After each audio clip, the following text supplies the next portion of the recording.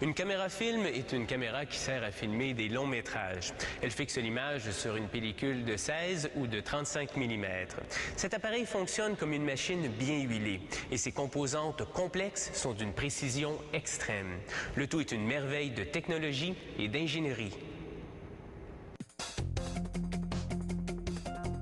Les pièces mécaniques et électroniques internes d'une caméra film exécutent une chorégraphie impressionnante pour capter les images.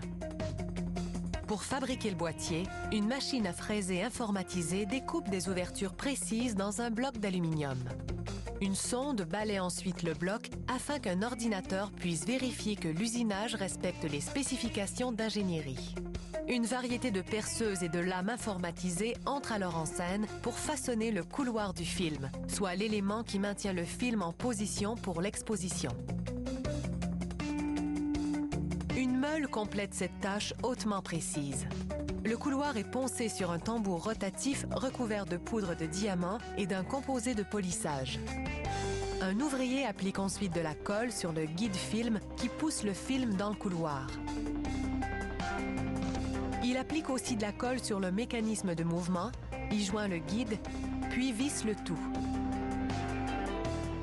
Ces deux contre-griffes retiennent le film en place. Pour les griffes d'entraînement, ces dispositifs en aluminium sont fixés au mécanisme de mouvement, un de chaque côté. Ils se déplacent vers l'avant et le bas au fur et à mesure que les contre-griffes se rétractent, entraînant le film le long du guide. Tandis que les griffes d'entraînement tirent le film vers le bas, les contre-griffes pénètrent dans les trous. Cette exposition se répète au rythme de 150 images à la seconde. Les pièces délicates qui permettent le mouvement sont recouvertes d'un couvercle pour les protéger.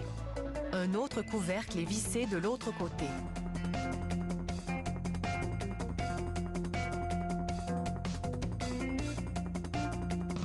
L'ouvrier teste alors chacun des boutons. Il fixe ensuite l'arbre d'entraînement. Le moteur actionne le mouvement à l'aide d'une courroie dentée. Un test mécanique est maintenant effectué afin de s'assurer que les griffes d'entraînement et les contre-griffes fonctionnent avec précision. Cette pièce de la caméra est l'obturateur.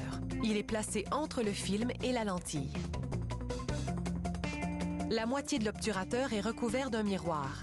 Celui-ci reflète l'image dans le viseur lorsqu'il tourne derrière la lentille. Un peu de fluide nettoyant spécial et on obtient une surface impeccable. Toute poussière sur le miroir créerait une image floue. Un couvercle recouvrira les ouvertures existantes.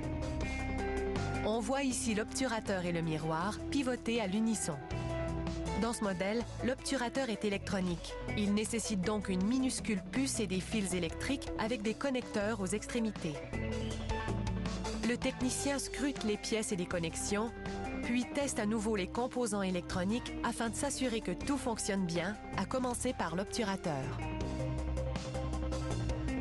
Une fois toutes les composantes internes assemblées, il est temps de les placer dans le boîtier. Le corridor du film que nous avons vu plus tôt est mis en place. Ensuite, le technicien installe avec soin le guide film, puis le fixe solidement. Finalement, l'obturateur glisse doucement en place.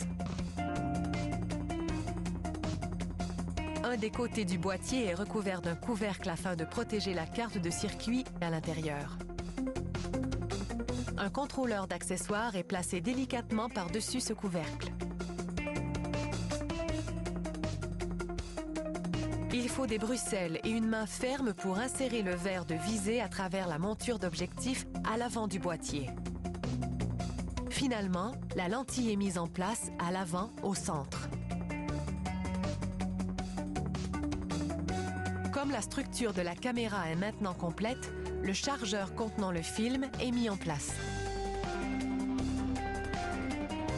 Avec un peu d'aide, le film est aligné dans le couloir. Le mécanisme de mouvement s'avance afin de permettre au film de suivre son cours. Sur simple pression d'une touche, le film passe à travers le mécanisme. Cette caméra excelle à haute vitesse et dans les effets spéciaux. Ne reste qu'à avoir un peu d'action.